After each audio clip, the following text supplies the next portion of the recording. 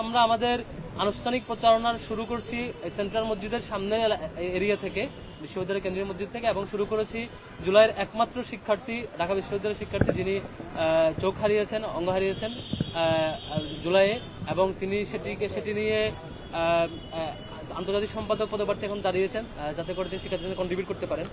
আমরা তাকে দিয়ে শুরু করেছি।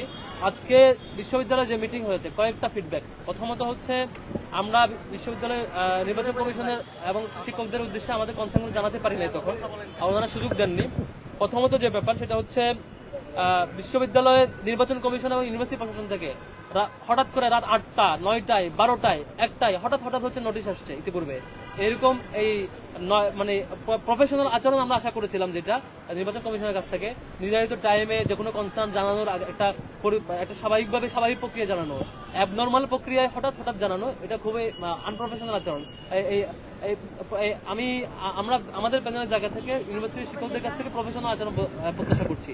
যে কোনো বিজ্ঞপ্তি জানানো, যে কোনো কনসার্ন জানানো, সেটি যাতে নিয়মতান্ত্রিক উপায়ে হয়। হঠাৎ করে একটা ইস্যু মনে হলো, রাতের বেলা একটা খসড়া করে আপলোড দিয়ে দেওয়া হলো, এটা খুবই দুঃখজনক।